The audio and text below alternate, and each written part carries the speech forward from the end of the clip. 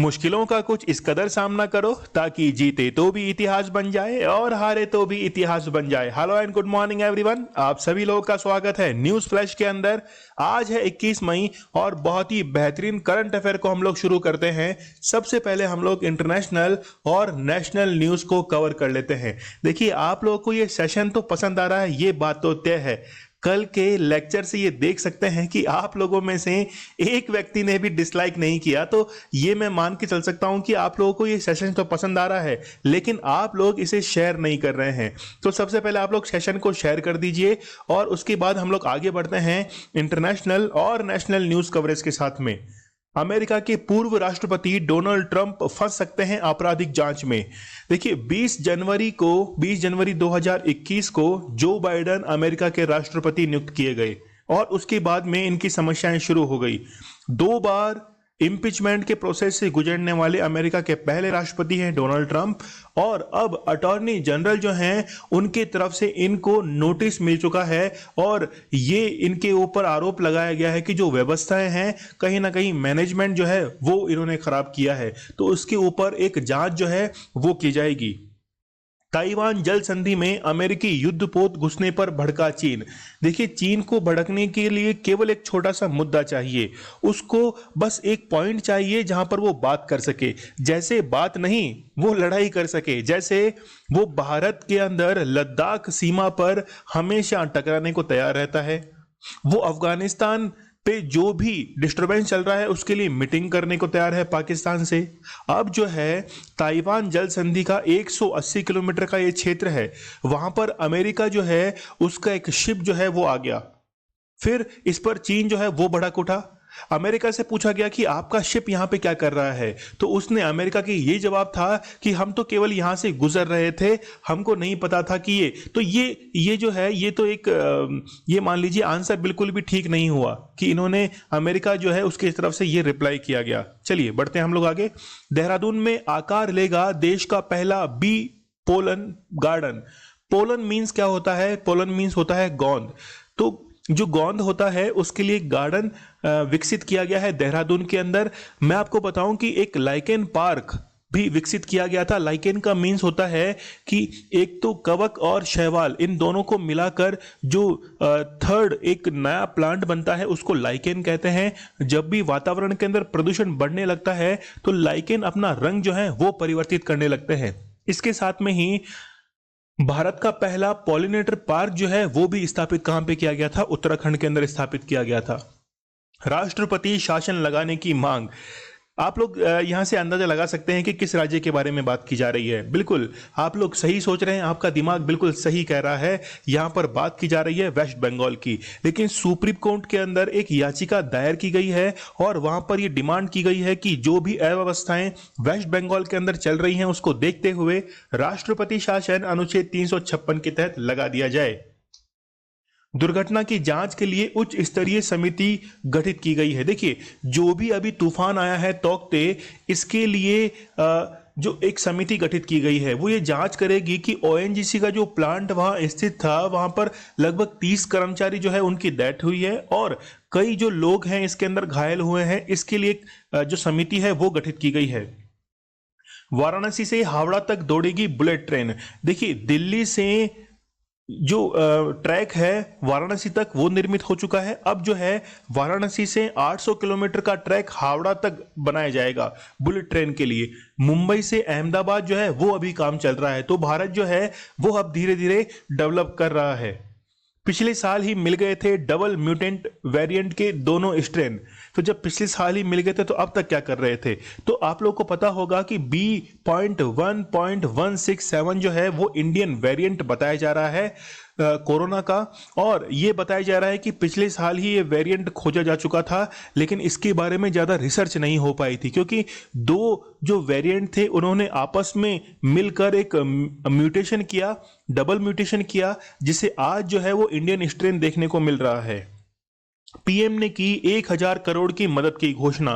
Recently ये तो आपको पता ही है कि तूफान तौकते जो है वो आया हुआ है अरब सागर के अंदर। इसके लिए गुजरात को 1 करोड़ रुपए की राशि अलॉट की गई है।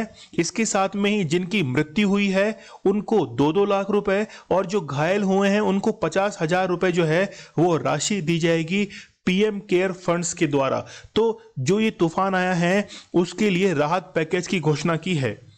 सुप्रीम कोर्ट कि कोलिजियम ने दी मध्य प्रदेश हाईकोर्ट के 6 न्यायाधीशों के लिए मंजूरी। देखिए, जो भी न्यायाधीश नियुक्त होते हैं हाईकोर्ट्स के अंदर उनके लिए मंजूरी देता है सुप्रीम कोर्ट का कोलिजियम, जिसमें 4+1 अर्थात 5 न्यायाधीशों का एक समूह होता है और जिसकी अध्यक्षता चीफ जस्टिस ऑफ इंडिया करते हैं। मतलब शक्तिकांता दास जो है उन्होंने अध्यक्षता की और 6 न्यायाधीशों को पदोन्नति मतलब प्रमोशन वहां पर दिया गया है। केजरीवाल को सिंगापुर की नसीहत, बयान देने से पूर्व सच जाने। केजरीवाल जो है वो अब कुछ ज्यादा ही जल्दीबाजी दिखा रहे हैं। अव्यवस्थाएं जो हैं वो संभल नहीं पा रही हैं, कुछ ऐसा लग रहा है। सिंगापुर से डायरेक्ट कांटेक्ट करने की कहां जरूरत पड़ रही थी, लेकिन डायरेक्ट कांटेक्ट नहीं किया। इन्होंने प्रधानमंत्री को ये नसीहत दी कि जो भी बच्चों की डेथ हो रही है उसमें कहीं ना कहीं सिंगापुर का जो वेरिएंट है, वायरस का वेरिएंट, वो जिम्मेदार है। और ये बात पहुंची सिंगापुर तक। सिंगापुर के अंदर जो हाई कमिश्नर हैं उनको ये इत्तला दी गई कि आपके जो दिल्ली के मुख्यमंत्री है उन्होंने ये बयान दिया है। फिर वहां से ये कहा गया कि बयान देने से पूर्व सच जान ले। तो सिंगापुर की तरफ से इनको नसीहत दे दी गई है। अरब सागर में जिंदगियां बचाने के लिए जंग लड़ रही नौसेना। तो नौसेना, देखिए, भारतीय सेना कोई भी हो हमेशा बहुत ही बेहतर काम करती है। अरब सागर के अंदर जो तूफान आया हुआ है इसमें लोगों की जान बचाने के लिए अब नौसेना काम कर रही है। स्टडी ग्लॉस आप लोग के लिए लेके आता है बहुत ही बेहतरीन कंटेंट। नॉलेज इज पावर, ये हमारी टैगलाइन है। और वेबसाइट जो है वो हमारी अब लॉन्च हो चुकी है। तो प्लीज आप लोग एक बार वहां पे जाइए, जो भी कोई कमी है वो हमें बताइए, फीडबैक बताइए, रेस्पॉन्स बताइए। वहां पे क्विज जो है वो डाल दिए गए हैं, चेक कीजिए कि क्विज कैसे हैं आप लोगों के लिए। तो चलिए शुरू करते हैं आज का सेशन। यूनेस्को ने भारत के कितने स्थानों को विश्व विरासत सूची में शामिल किया है? देखिए, केवल अभी लिस्ट के अंदर इनको ऐड किया गया है, अनाउंस जो है फाइनली वो नहीं किया गया है। तो कितने हैं टोटल? 6 जो हैं उनको ऐड किया गया है। देखिए, यूनेस्को क्या करता है कि जितने भी वर्ल्ड हेरिटेज साइट्स हैं उनको सबसे पहले लिस्टेड करता है और ये देखता है कि क्या उनका जो इतिहास है वो वास्तव में लगभग 500 साल पुराना है या हजारों साल पुराना है। उसके बाद ही ये लिस्टेड की जाती है और इसके लिए एक मीटिंग जो है वो भी आयोजित की जाती है। लेकिन विश्व विरासत सूची, जैसे मान लीजिए हम लोग बात करें ताजमहल की, तो ताजमहल जो है वो विश्व विरासत सूची में शामिल है। तो इसका फिर बेनिफिट क्या होगा? इसका बेनिफिट यह होगा कि ताजमहल के सराउंडिंग में जो भी 1 किलोमीटर का एरिया रहेगा, 1 किलोमीटर का एरिया रहेगा, उसको मैनेज करने की जिम्मेदारी उस स्टेट गवर्नमेंट के पास में दे दी जाती है। और कहीं ना कहीं फंड्स की जो हेल्प है वो यूनेस्को की तरफ से भी की जाती है। जैसे आपको पता होगा कि जयपुर जो है, जयपुर सिटी, इसको क्या किया गया था, यूनेस्को वर्ल्ड हेरिटेज सिटी की घोषित किया गया था। और वो मीटिंग हुई थी अजरबैजान के अंदर। अजरबैजान में वो मीटिंग हुई थी। अजरबैजान की राजधानी है बाकू। बाकू के अंदर वो मीटिंग हुई थी जहां पर जयपुर को वर्ल्ड हेरिटेज सिटी अनाउंस किया गया था। अब जो है इसकी देखरेख करना वो स्टेट गवर्नमेंट की जिम्मेदारी बन जाती है। चलिए इसके बारे में देख लेते हैं कि कौन कौन से वो 6 स्थल हैं, उनको देख लेते हैं। देखिए, सबसे पहला जो है वो है Satpura tiger reserve. Satpura tiger reserve है। फिर है आप लोग देख सकते हैं iconic river front of the historic city of Varanasi. फिर है 3rd नंबर पर हायर बैंकल। देखिए, थोड़े से नाम अटपटे हैं, मैं अगली स्लाइड में इसको आराम से दिखा देता हूं। चलिए यहां पे देख लीजिए। सबसे पहले है गंगा घाट वाराणसी में। फिर है temple of Kanchipuram Tamil Nadu. The Satpura tiger reserve MP. फिर है हीरे बैंकल। हीरे बैंकल जो है वो एक हिस्टोरिक पैलेस है, इसके बारे में भी इसको क्या किया गया है, लिस्टेड किया गया है। ठीक है, और इसको हम लोग कहेंगे कि ये महापाषाण काल एक स्थल है। फिर देखिए मराठा, तो मराठा सैन्य जो वास्तुकला है, आर्किटेक्चर जो है, इसको लिस्टेड किया गया है। फिर है भेंडा घाट, लमेटा घाट। भेंडा घाट, लमेटा घाट, ये कहाँ स्थित है? जबलपुर के अंदर।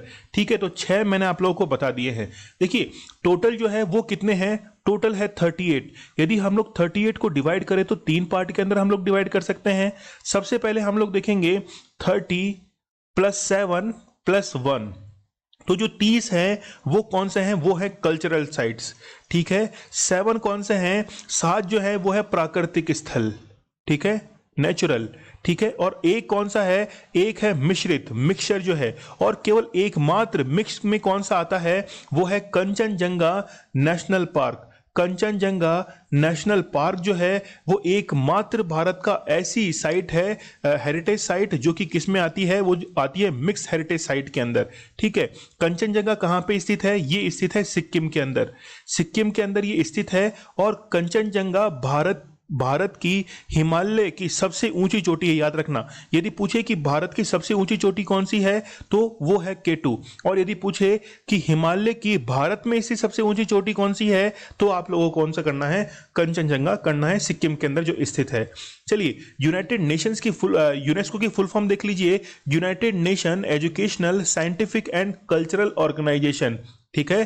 तो ये क्या करती है, रिकॉग्नाइज करती है ऐसी साइट्स को, और इसका हेडक्वार्टर है पेरिस के अंदर। इसको फाउंड किया गया था 16 नवंबर 1945 को लंदन, यूनाइटेड किंगडम के अंदर। इसके जो हेड हैं वो कौन है, अभी ऑड्रे अजोले। आप लोग मुझे कमेंट सेक्शन में ये बताना कि यूनाइटेड किंगडम जो है वो कौन कौन सी कंट्री से मिलकर बना होता है, मुझे कमेंट सेक्शन में जरूर बताना, भूल न जाना, ठीक है। फाउंडर्स देख लेते हैं, United States, France, Brazil, China, Mexico, Turkey, इन सब ने मिलकर क्या किया था, इसको फाउंड किया था। और एक किसकी पेरेंट ऑर्गेनाइजेशन है, यूनाइटेड नेशंस की। यूनाइटेड नेशंस जो है इसका हेडक्वार्टर है न्यूयॉर्क के अंदर, और इसके हेड कौन है, अभी इसके हेड हैं एंटोनियो गुटेरस, जिनका संबंध कहां से है, पुर्तगाल से है।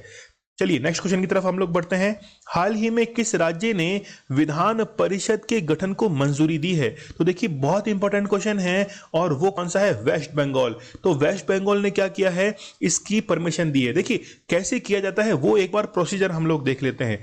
विधान परिषद का गठन करना है, लेजिस्लेटिव काउंसिल का। देखिए इसमें तीन चीजें होती हैं, मैं यहां पे आप लोग को बताता हूं नेक्स्ट के अंदर। इसमें देखिए आप, गवर्नर जो है, एक तो हो गया गवर्नर, फिर है लेजिस्लेटिव काउंसिल, फिर है लेजिस्लेटिव असेंबली। इन तीनों से मिलकर क्या बनता है, स्टेट लेजिस्लेचर बनता है, ठीक है। तो लेजिस्लेटिव काउंसिल को यदि गठन करना है तो सबसे पहले क्या करना पड़ेगा कि लेजिस्लेटिव जो असेंबली है, यहां से स्पेशल मेजोरिटी से एक बिल जो है उसको पास करवाना पड़ेगा।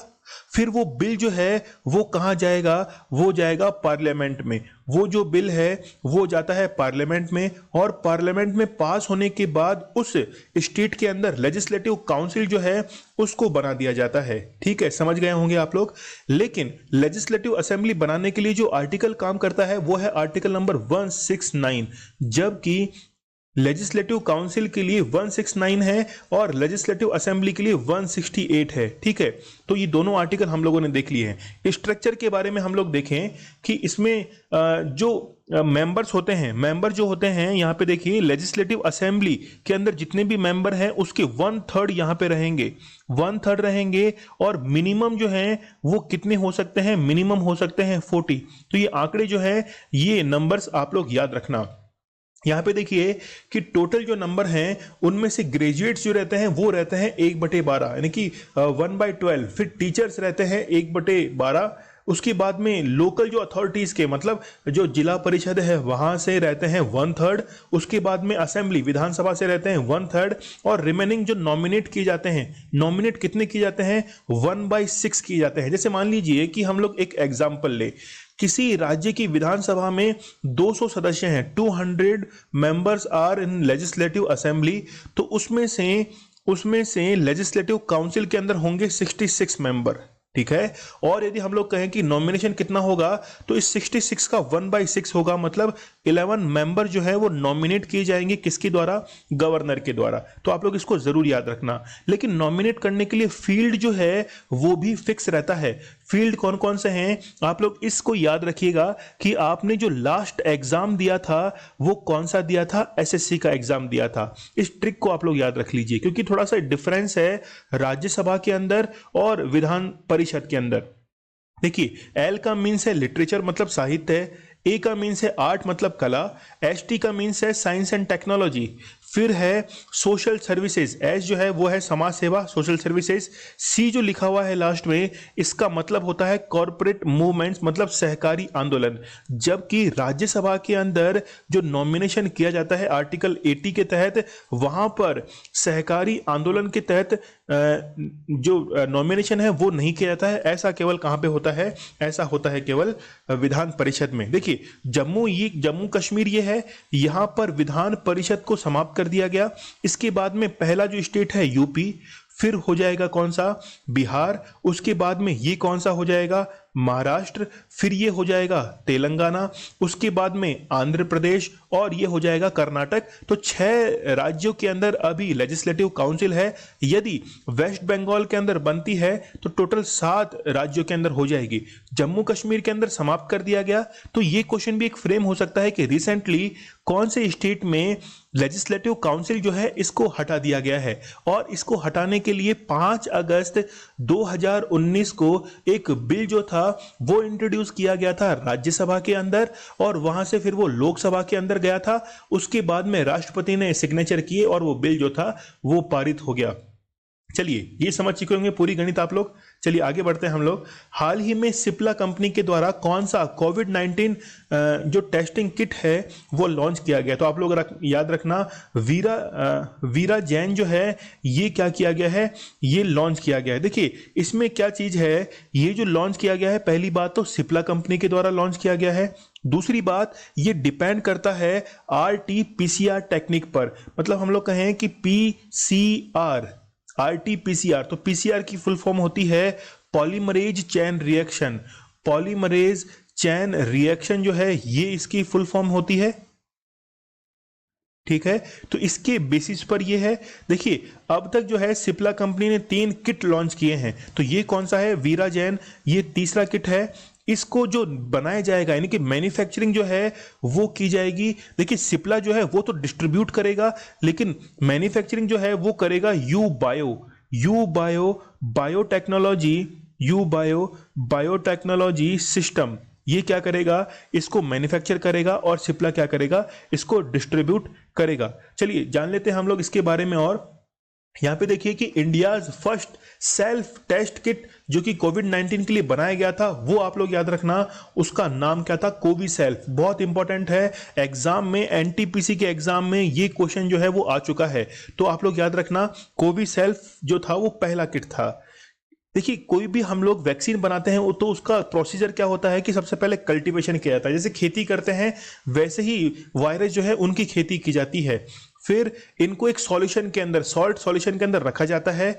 यदि मान लीजिए कि हमको इनको न्यूट्रलाइज करना है, मतलब देखिए वैक्सीन बनानी है तो वैक्सीन के अंदर डीएक्टिवेटेड जो वायरस होते हैं उन्हीं को तो बॉडी में इंसर्ट करते हैं, लेकिन उनको डीएक्टिवेट मतलब उनको न्यूट्रलाइज कैसे किया जाता है, तो न्यूट्रलाइज करने के लिए फिनोल का यूज किया जाता है, ठीक है। तो इस तरीके से हम लोग क्या करते हैं, उस वैक्सीन का निर्माण करते हैं और उसको अमाउंट के अकॉर्डिंग हम लोग ऐड कर लेते हैं।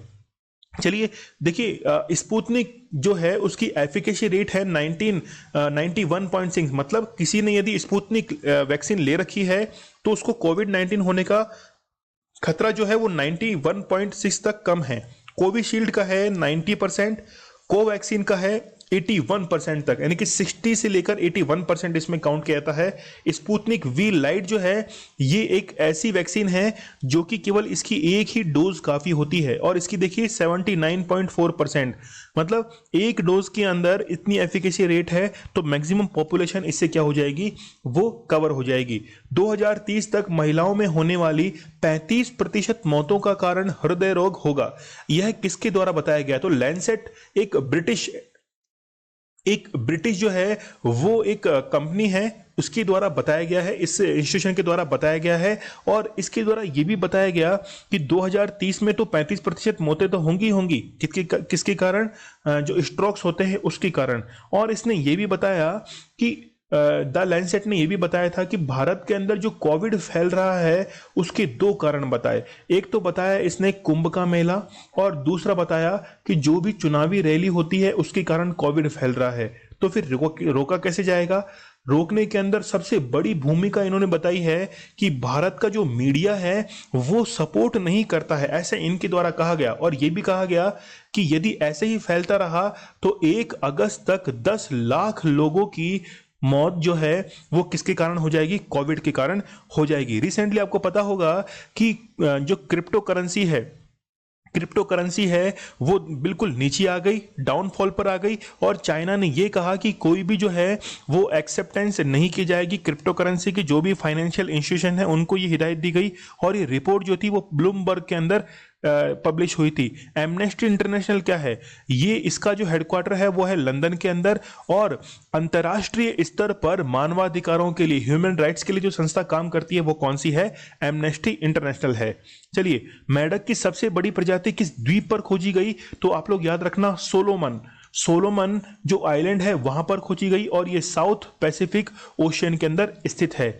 हाल ही में किस देश के राष्ट्रपति सल्वा किर ने संसद को भंग कर दिया, तो आप लोग याद रखना साउथ सूडान जो है इन्होंने भंग कर दिया। राष्ट्रपति और उपराष्ट्रपति मतलब वाइस प्रेसिडेंट दोनों ने मिलकर क्या कर दिया, इसको भंग कर दिया। अब यहां पर नई संसद बनाई जाएगी, यानी कि पार्लियामेंट जो है वो उसको ही दोबारा जो है वो फ्रेम किया जाएगा। तो आप लोग याद रखना राष्ट्रपति का नाम सल्वा किर, जो कि कहां के हैं, दक्षिणी सूडान के हैं। देखिए सूडान के अंदर 2 नदियां आके मिलती हैं, एक तो है श्वेत नील नदी यानी कि व्हाइट नाइल रिवर, ये तो है कौन सी, व्हाइट नाइल रिवर, और ये है ब्लू नाइल रिवर। ठीक है, दोनों जहां के मिलती है वो है सूडान, और फिर आगे जब बढ़ती है तो ये कहलाती है नाइल रिवर, और नाइल रिवर कहां पे जाके गिरती है, मेडिटेरियन सी के अंदर जाके गिरती है। इससे पहले यहां पर एक नासिर झील स्थित है, और असवान डैम जो है वो भी इसके ऊपर स्थित है, किसके ऊपर, नाइल रिवर के ऊपर। विश्व की सबसे लंबी नदी है ये जो व्हाइट नाइल रिवर है, ये निकलती है विक्टोरिया झील से। अभी मैं वापस आपको क्लैरिफाई कर दूंगा। और ब्लू नाइल रिवर जो है ये कौन सी झील से निकलती है, ये निकलती है टाना झील से, जो कि इथोपिया के अंदर स्थित है। देखिए वापस समझ लीजिए, टाना झील से निकलती है ब्लू नाइल रिवर, फिर विक्टोरिया झील से निकलती है व्हाइट नाइल रिवर, दोनों मिलती है सूडान के अंदर, फिर कहलाती है नाइल रिवर। इसके ऊपर असवान बांध और नासिर झील स्थित है, फिर ये कहां जाके गिर जाती है, मेडिटेरियन सी में। इसलिए इसको क्या कहा जाता है, इसलिए इसको मिस्र का वरदान भी कहा जाता है। काफी खेती इस नदी के किनारों पर की जाती है। हाल ही में यूएस स्पेस फोर्स के द्वारा कौन सा सैटेलाइट लॉन्च किया गया, तो आप लोग याद रखना SBIRS GEO-5 जो है ये सैटेलाइट लॉन्च किया गया। इसकी फुल फॉर्म है स्पेस बेस्ड इंफ्रारेड सिस्टम जियो सिंक्रोनस। वैसे फुल फॉर्म जो है वो आपके काम में आने वाली नहीं है, काफी बड़ी है, अर्थ ऑर्बिट। ठीक है, ये इसकी फुल फॉर्म में काफी बड़ी है, इसको रहने दीजिए आप लोग। देखिए सबसे पहले सैटेलाइट का काम समझ लीजिए आप लोग, क्या काम है कि ये जो है ये पृथ्वी की सबसे लो अर्थ ऑर्बिट में इसको रखा जाएगा, जिससे क्या करेगा कि इक्वेटोरियल लाइन जो है, ये अर्थ की इक्वेटोरियल लाइन है, इस पे हमेशा ये निगरानी रखेगा। यदि मान लीजिए कोई सैटेलाइट अमेरिका के ऊपर छोड़ा गया है तो उसकी पहले से ही जानकारी देगा, ये किसको, यूएस की जो फोर्सेज हैं उनको जानकारी दे देगा। तो काफी महत्वपूर्ण इंपॉर्टेंट डेवलपमेंट जो है वो किया गया है। तो आप लोग याद रखना SBIRS GEO-5 जो है वो किया गया है। लॉन्ग मार्च 5B क्या है, रिसेंटली आपको पता होगा कि चाइना का रॉकेट जो है उसका फ्यूल टैंक आकर गिरा था। वो किस रॉकेट का था, वो था लॉन्ग, यहाँ पे LONG आएगा केवल, ठीक है, LONG, लॉन्ग मार्च 5B। ठीक है, कहां गिरा था ये मालदीव के पश्चिमी तट पर गिरा था। फाल्कन 9 क्या है, फाल्कन 9 जो है वो स्पेस एक्स का एक लॉन्चर है, जिसके द्वारा 164 सैटेलाइट एक साथ लॉन्च किए गए थे। ठीक है, स्टारशिप ये जो प्रोजेक्ट है ये किसका है, ये स्पेस एक्स का प्रोजेक्ट है। देखिए संयुक्त राष्ट्र ने, यूनाइटेड नेशन ने 2021 के लिए वर्ल्ड यानी कि ग्लोबल इकोनॉमिक ग्रोथ रेट जो है वो कितनी बताई है, तो आप लोग याद रखना 5.4% जो है वो यूनाइटेड नेशंस के द्वारा बताई गई है पूरे वर्ल्ड की। CGT का वेब पोर्टल ये क्या है, यहाँ पे तो नाम आप लोग देख रहे हैं, CG का मीन्स है छत्तीसगढ़, तो छत्तीसगढ़ सरकार के द्वारा एक पोर्टल लॉन्च किया गया। ये ऑनलाइन और ऑफलाइन दोनों तरीके से काम करता है, ऑनलाइन और ऑफलाइन दोनों तरीके से काम करता है। यदि आप लोग ऑफलाइन हैं तो जो भी डेस्क है, जो भी हेल्प डेस्क है वहां पर जाकर अपना रजिस्ट्रेशन करवा सकते हैं, जिससे आपको वैक्सीन लग जाएगी। यदि आपको हॉस्पिटल जाना है तो भी आप लोग इस वेब पोर्टल पर रजिस्टर करके फिर पहुंच सकते हैं हॉस्पिटल के अंदर। तो आप लोग याद रखना, छत्तीसगढ़ सरकार के द्वारा इसे लॉन्च किया गया था। विंटर ओलंपिक 2022 का आयोजन कहां किया जा रहा है, तो आप लोग याद रखना चाइना के अंदर ये आयोजन किया जा रहा है। और यूएसए की जो सीनेट है, वहां के सीनेटर जो हैं, इन्होंने इसका अपोज किया है। बेसिकली उन्होंने खिलाड़ियों को मना नहीं किया कि आप लोग पार्टिसिपेट ना करो। उन्होंने कहा है कि जितने भी देश हैं वो सब मिलकर, उनके जो मैन जो हेड हैं वो मिलकर एक ग्रुप बनाएंगे और वो अपोज किसका करेंगे, चाइना में होने वाले विंटर ओलंपिक्स की। लेकिन देख लीजिए कि जो विंटर ओलंपिक्स होते हैं वो कैसे आयोजित किए जाते हैं। The Olympic games are normally held every 4 year, 4 साल में आयोजित किए जाते हैं। Alternating between summer and winter, तो वो समर और विंटर के अकॉर्डिंग डिवाइड हैं। 4 साल में से 2 साल के गैप के अंदर होंगे समर और फिर होते हैं विंटर। मतलब जैसे मान लीजिए 2021 में हो रहे हैं विंटर, तो 2023 में कौन से होंगे, फिर हो जाएंगे समर। तो ऐसे करके 4 साल के अंदर क्या करवाए जाते हैं, ओलंपिक्स करवाए जाते हैं। फर्स्ट जो गेम ऑर्गेनाइज करवाए गए थे ओलंपिक गेम्स, वो कहां पे आयोजित करवाए गए थे, वो एथेंस के अंदर करवाए गए थे 1896 के अंदर।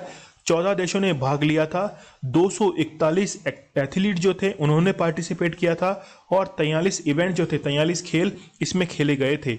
विच state has recently declared black fungus to be epidemic, तो आप लोग याद रखना राजस्थान ने रिसेंटली इसको एपिडेमिक जो है वो अनाउंस किया है और इसको शामिल कर लिया है चिरंजीवी योजना के तहत। राजस्थान की एक योजना है चिरंजीवी योजना, जिसमें 5 लाख का जो है वो बीमा दिया जाता है और ऐसा निशुल्क कैशलेस जो है वो बीमा देने वाला भारत का पहला राज्य कौन सा है, राजस्थान है। इसी योजना में इस ब्लैक फंगस को क्या कर लिया गया है, काउंट कर लिया गया है। एपिडेमिक मीन क्या होता है, एपिडेमिक मीन होता है कि किसी सर्टेन एरिया के अंदर जब कोई रोग जो है वो तेज गति से फैलता है तो उसे हम लोग कहते हैं एपिडेमिक। यदि हम लोग कहें पेंडेमिक, जैसे कोरोना जो है वो पेंडेमिक है, इसमें लिमिटेशंस नहीं होती हैं पेंडेमिक के अंदर। वो जो है एक कंट्री से दूसरे कंट्री में, दूसरे कंट्री से तीसरे कंट्री में, कोई भी बाउंड्री लिमिटेशन जो है वो इसमें नहीं होती है पेंडेमिक में। लेकिन एपिडेमिक के अंदर क्या होता है कि एक वो सर्टेन एरिया में ही फैलती है। चलिए बढ़े हम लोग आगे।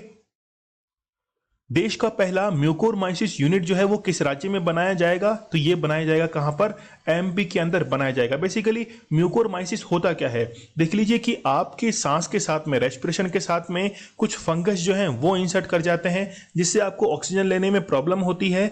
ये सीधा दिमाग पे अटैक करता है, आंखें जो हैं इसमें लाल हो जाती हैं और बचने के लिए, मतलब संक्रमण से बचने के लिए आंखें जो हैं वो भी इसमें निकालनी पड़ जाती हैं। तो रिसेंटली राजस्थान के अंदर 100 केस जो थे वो एक साथ देखे गए, इसलिए इसको क्या कर दिया गया, इसको एपिडेमिक अनाउंस कर दिया गया। मेडिकल ऑक्सीजन की एसओपी, स्टैंडर्ड ऑपरेटिंग प्रोसीजर, प्रकाशित करने वाला पहला राज्य कौन सा है, तो पब्लिश करने वाला पहला राज्य कौन सा है, तो वो भी कौन सा है, वो है मध्य प्रदेश।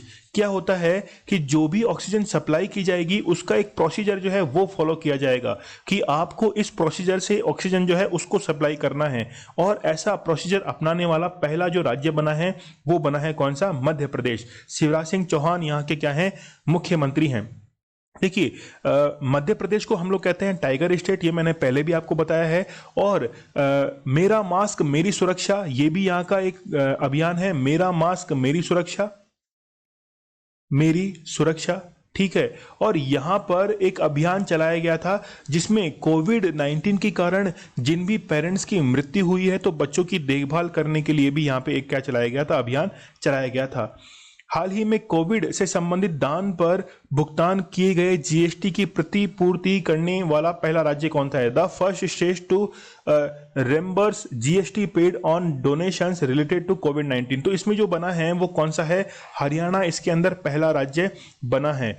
तो कोविड-19 के अंदर जो भी दान दिया जाता है तो उसमें जीएसटी जो है उसको वापस रिटर्न कर दिया जाता है। तो इसमें पहला कौन सा बना है, हरियाणा बना है। देखिए जीएसटी जो है गुड्स एंड सर्विसेज टैक्स, इसको भारत लागू करने वाला 161वां देश था, जबकि सबसे पहला जो देश था, फर्स्ट कंट्री, वो कौन सा था, वो था फ्रांस। सबसे पहले फ्रांस के अंदर ये लागू हुआ था। देखिए, जीएसटी को लागू करने के लिए संविधान के अंदर कॉन्स्टिट्यूशन में 101 कॉन्स्टिट्यूशनल अमेंडमेंट किया गया था, और जो तरीका था कॉन्स्टिट्यूशनल अमेंडमेंट का वो था कि इसमें स्पेशल मेजोरिटी और साथ में हाफ ऑफ स्टेट्स जो हैं इनकी अनुमति ली जाएगी। तो ऐसा करने वाला पहला राज्य जो था वो था असम।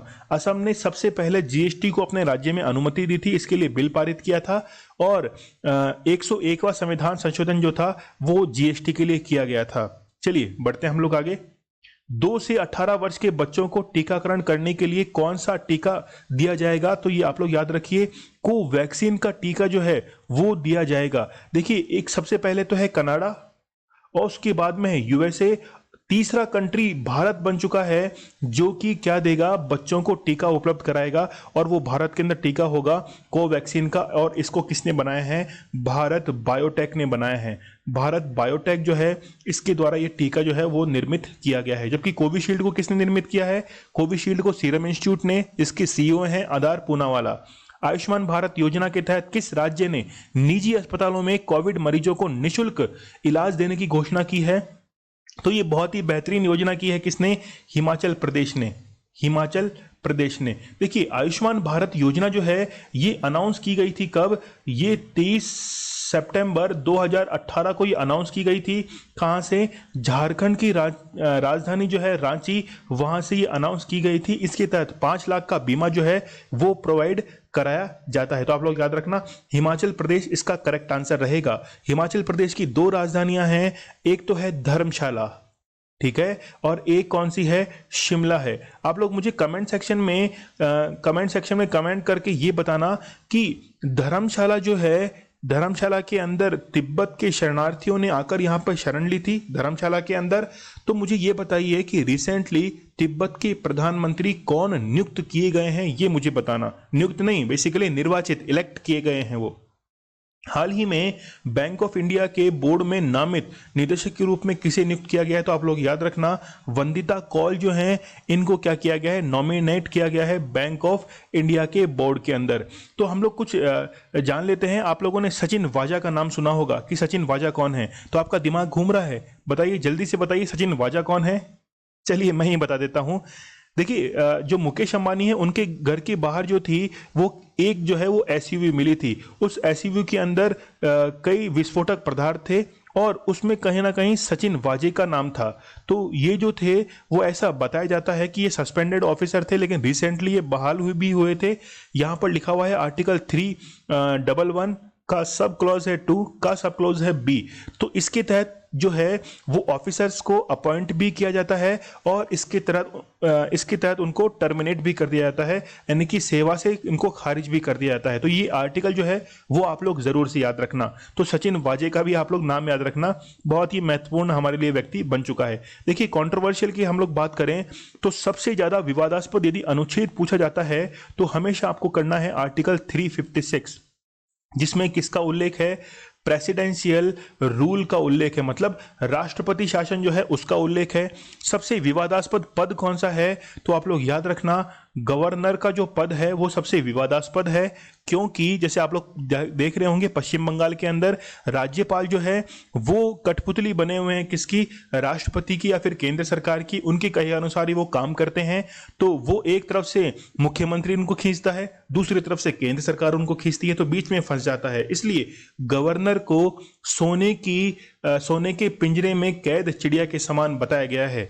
अमेंडमेंट सबसे जो कंट्रोवर्शियल, सबसे विवादास्पद जो संविधान संशोधन है वो कौन सा है? 42, यानी कि 42वां संविधान संशोधन जो है इसको कहा जाता है इंदिरा संशोधन। इंदिरा संशोधन भी इसको कहा जाता है, और इसको लघु संविधान भी कहा जाता है। मिनी कॉन्स्टिट्यूशन जो है वो भी कहा जाता है, क्योंकि इतने सारे प्रावधान जो थे वो 42 कॉन्स्टिट्यूशनल अमेंडमेंट 1976 के अंदर किए गए थे। चलिए आगे बढ़ते हैं हम लोग। हाल ही में किसी पाकिस्तान के नए राष्ट्रीय सुरक्षा सलाहकार के रूप में नियुक्त किया गया है? तो मोईद यूसुफ जो है इनको नियुक्त किया गया है। जबकि यहाँ पे अजीत डोभाल जो हैं ये तो किसके हैं? ये तो इंडिया के। इनकी काफ़ी सारी स्टोरीज जो है वो सामने देखने को मिलती है। ये भी देखने को मिलता है कि एक बार ये पाकिस्तान के अंदर भी वहाँ पे इन्वेस्टिगेशन करके आए थे चोरी छिपे। तो चलिए, बहुत ही बेहतरीन व्यक्ति हैं अजीत डोभाल। पाकिस्तान जो है, ये पाकिस्तान 4 प्रांत के अंदर डिवाइड है। कौन कौन से है? एक तो है सिंध, फिर है बलूचिस्तान, फिर है पंजाब, और फिर कौन सा है? खैबर पख्तून। खैबर पख्तून जो है, तो 4 प्रांत हैं किसके? 4 प्रांत हैं पाकिस्तान के। यहाँ पे आप लोग बलूचिस्तान देख रहे हैं, तो बलूचिस्तान आपको पता होगा कि जब कॉन्स्टिट्यूशन असेंबली मतलब संविधान सभा जो है जब निर्मित हुई थी, तो ये क्या था? बलूचिस्तान ये सीधा गवर्नर जनरल के कंट्रोल में था, और यहाँ से व्यक्ति जो थे वो क्या इलेक्ट हुए थे। देखिए, 4 जो थी चीफ कमिश्नरेट थी, एक तो थी दिल्ली, फिर थी अजमेर मेरवाड़ा, उसके बाद में कुर्ग, और फिर थी कौन सी? बलूचिस्तान। तो बलूचिस्तान जो थी वहाँ, यहाँ से मोहम्मद इरफान ऐसे कुछ नाम था जो कि यहाँ से इलेक्ट होके आए थे। कुर्ग से कौन थे? सीएम पुनेचा थे। अजमेर से कौन थे? मुकुट बिहारी लाल भार्गव थे।